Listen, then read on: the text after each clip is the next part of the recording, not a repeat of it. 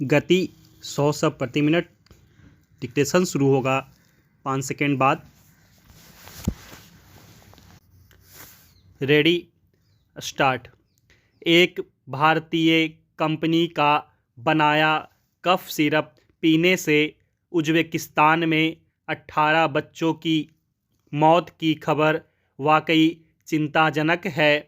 हालांकि उज़्बेकिस्तान के स्वास्थ्य मंत्रालय का बयान भी बताता है कि नोएडा स्थित कंपनी का यह कफ सिरप बच्चों को डॉक्टर की सलाह के बगैर दिया गया था, जिसका मतलब यह है कि दवा लेने में आवश्यक सावधानी नहीं बरती गई थी।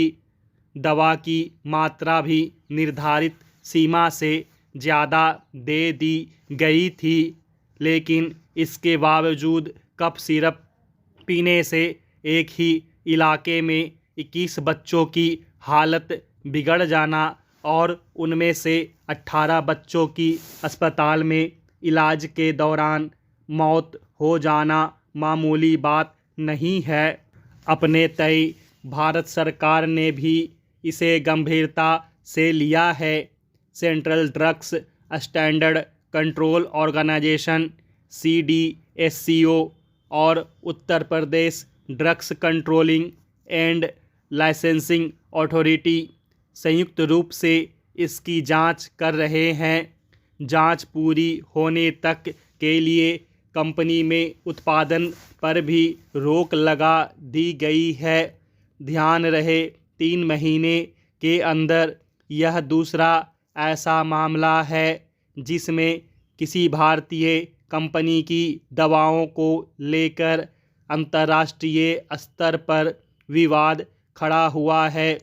इससे पहले अक्टूबर में अफ्रीकी देश गाम्बिया ने आरोप लगाया था कि भारत में बना कफ सिरप पीने से वहां 69 बच्चों की मौत हो गई।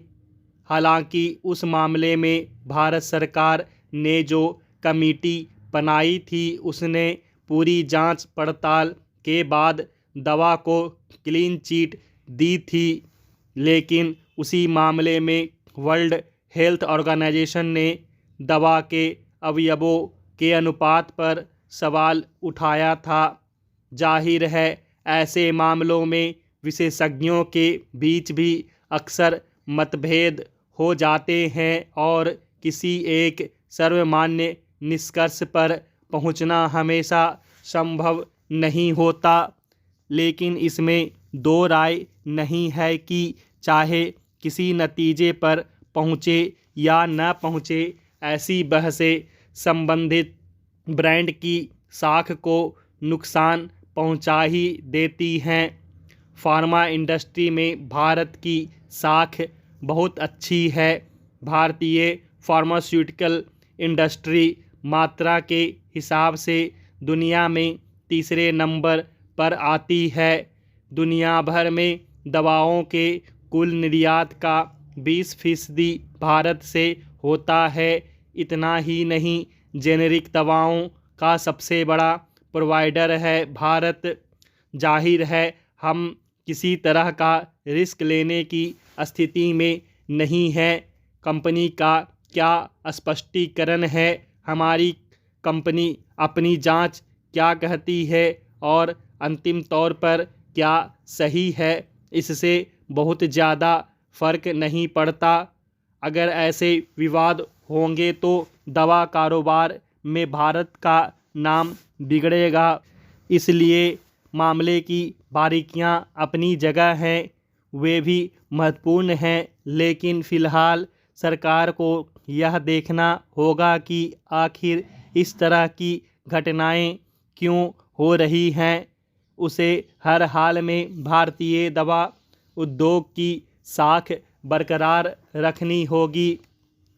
इलाहाबाद हाई कोर्ट की लखनऊ पीठ ने उत्तर प्रदेश सरकार के ड्राफ्ट नोटिफिकेशन और एक शासनादेश को रद्द करते हुए OBC रिजर्वेशन के बगैर जल्द से जल्द स्थानीय निकाय चुनाव कराने का आदेश दिया है।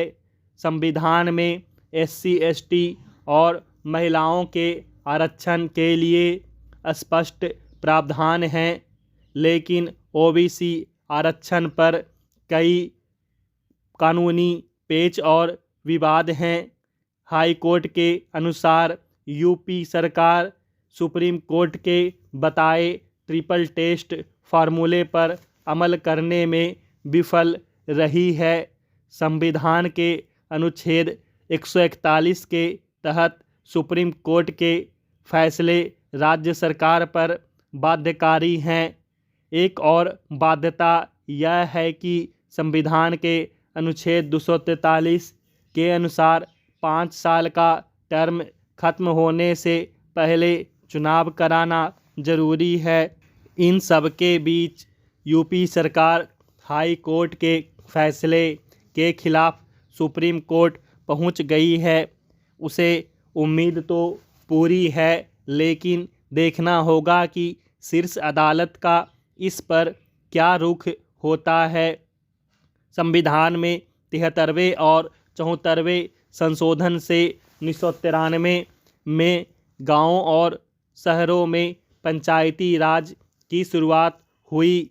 वर्ष 2010 में सुप्रीम कोर्ट ने के कृष्णमूर्ति बनाम भारत सरकार मामले में पहली बार निकाय चुनावों में OBC आरक्षण के संदर्भ में ट्रिपल टेस्ट लागू किए जाने की बात कही।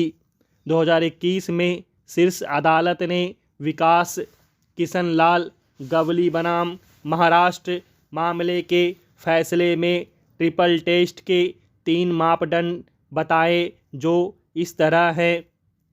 स्थानीय निकायों में OBC वर्ग के पिछड़ेपन की प्रकृति और पहचान की जांच के लिए राज्यों में आयोग का गठन हो। आयोग द्वारा शैक्षणिक, आर्थिक और राजनीतिक पहलुओं के अनुसार निकायवार तरीके से आरक्षण का पुनरीक्षण हो। SC/ST और OBC के लिए सभी वर्गों के लिए कुल आरक्षण 50% से ज़्यादा नहीं हो। इंदिरा साहनी मामले में सुप्रीम कोर्ट के फैसले के अनुसार भी आरक्षण 50% से ज़्यादा नहीं हो सकता, लेकिन EWS आरक्षण पर शीर्ष अदालत के हालिया फैसले के बाद इस सीमा को पार करने का संवैधानिक रास्ता खुल गया है। तमिलनाडु, छत्तीसगढ़, उड़ीसा, झारखंड और महाराष्ट्र में आरक्षण का दायरा बढ़ाने के लिए सरकारें विधानसभा से प्रस्ताव पास करा रही है। इन मामलों के समाधान के लिए जनसंख्या के वास्तविक आंकड़े चाहिए होंगे। केंद्र सरकार ने 2011 की जनसंख्या में पिछड़ेपन के आंकड़ों को सार्वजनिक नहीं किया है। जनगणना का विषय केंद्र सरकार के अधीन आता है, लेकिन इन न्यायिक फैसलों की आड़ में बिहार से शुरू हो रही जातिगत जनगणना की पहल को अन्य राज्य भी अपना सकते हैं। उत्तर प्रदेश के 1994 के आरक्षण अधिनियम के तहत अनुसूची 1 में लगभग 79 वर्गों के नोटिफाइड OBC को चुनावों में आरक्षण का लाभ मिलेगा। महिलाओं के लिए 1/3 आरक्षण की बात भी कही गई है। इंदिरा साहनी फैसले के बाद उत्तर प्रदेश में मार्च 1993 में पिछड़े वर्ग आयोग का गठन हुआ। उसके बाद 1996 में पिछड़े वर्ग आयोग के लिए कानून बनाया गया। सुप्रीम कोर्ट की संविधान पीठ के फैसले की दुहाई देते हुए राज्य सरकार ने दावा किया कि आरक्षण की कुल लिमिट 50% से ज़्यादा नहीं होने से OBC को आरक्षण सही है। सरकार द्वारा 7 अप्रैल 2017 को जारी शासनादेश के अनुसार जून 2022 में सभी जिलाधिकारियों को ओबीसी की गणना और सर्वेक्षण के आदेश दिए थे। न्यायपालिका चेयरमैन पदों के रोटेशन के बारे में सरकार ने कहा कि इस बारे में कोई विशेष शिकायत हो तो उसका निराकरण किया जा सकता है। स्टॉप।